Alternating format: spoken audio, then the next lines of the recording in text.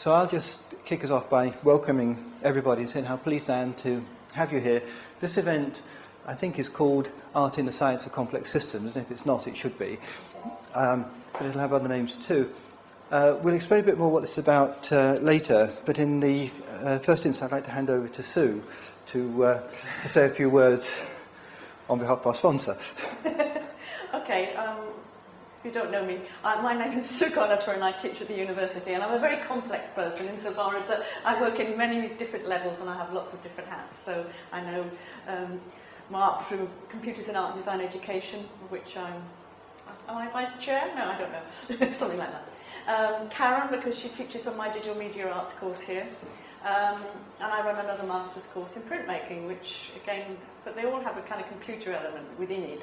And again, back to my background, I am actually, I think of myself as an artist, but unfortunately along the lines one starts to get subsumed into education and then other things happen, you know. So I was a consultant for quite a number of years across UK in art and design education about how they use IT to support your teaching and learning, which seems like a long time ago now.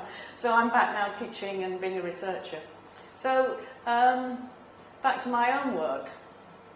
I actually thought of myself as being a scientist, even though I was an artist in the 60s.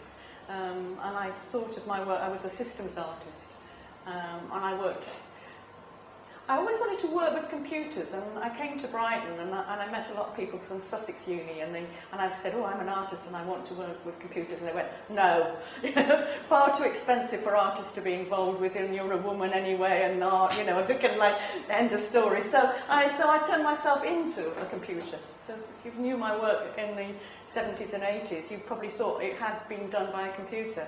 So now the world is my oyster. Probably you don't think it's gone anywhere near a computer. So it kind of comes full circles. And I talked to one of my philosopher friends from the university, because I hang out in the School of Critical and Historical Studies near the Royal Pavilion. And I said, oh, you know, I was talking about complicity. And he was saying that's what artists are. Artists are very complex. So, you know, that's end of story. All art is complex. So I turn over to Jeff. Well, yeah, it's a kind of truism. I mean, life is complex and art reflects life and so on. So, of course, art is complex.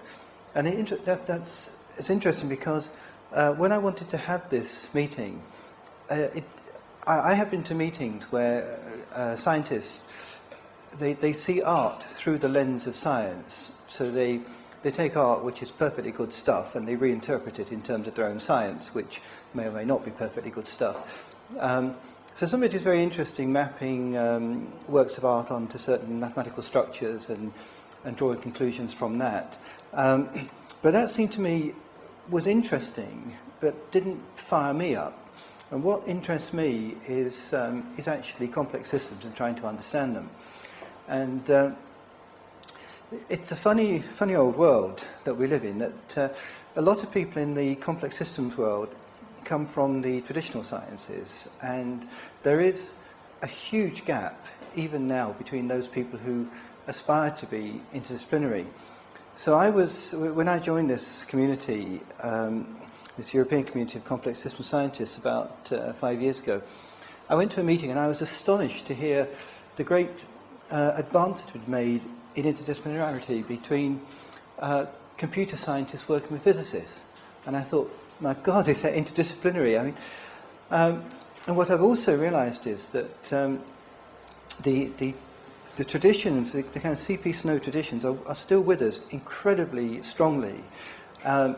Even to the extent that just a month ago, I heard a radio programme on art and science, and Woolpart, who's a biologist from University College, was asked if there's any relationship between art and science, and he said quite definitively that there isn't, and that he said that art can contribute absolutely nothing to science, absolutely nothing at all.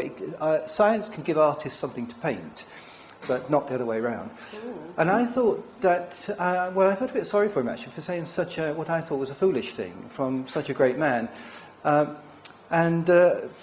I'm interested in this because Eve and I have worked together for a long time. Eve is a social scientist and a complexity scientist, And I consider myself to be the same. And I have a sort of background that meanders into the social sciences, into physical sciences and engineering and all the rest of it. And what I do know is that whenever you go into a discipline which is not your native discipline, you have to learn a new language, you have to learn a new way of thinking. What you do find, or at least what I found in my career, being a mathematician, is that people kind of are generous to mathematicians and they expect them to know nothing, which is pretty close to the truth, and are happy to explain to them their own discipline without prejudice. So I think we're very pampered and we're allowed to have an inside view. But one of the reasons for having this meeting, and why I'm so delighted that Eve has come, is because she has done something which I think is extraordinarily original for scientists, which are, she can tell you about herself later, to do with the paintings that are out there. And I have interpreted this as what Eve has done, has kind of created a scientific instrument through art. And so the question I wanted to ask at one time was, can art be part of the scientific process? And I think that Eve has given us an existence proof. So yes, it can. It's definitively true. That's very interesting. It's also very nice, but it's also intellectually excellent. And so one asks how much further one can go than that, and the answer is I don't know, and that's the reason we're having this meeting. So I'm delighted everybody's come, that we're going to have a peculiar, I hope, 2 or 3 days that people will be dropping in and dropping out. We cover a lot of themes, a lot of areas. Karen's put together a great, varied, if heterogeneous programme, which is just fine, really, because as complexity scientists, we would believe that variety is important, and we have plenty of variety at this event. So I thank Sue for hosting this event from Brighton University, and thank the Lighthouse, whoever the Lighthouse is, or whatever the Lighthouse is. I'm one of the trustees, so I second with 2 hands. Okay, excellent. And I thank everybody for coming, and I'm sure we're going to have a wonderful 2 or 3 days. So I think our first presenter today is Mick. Is this? Yeah. Okay.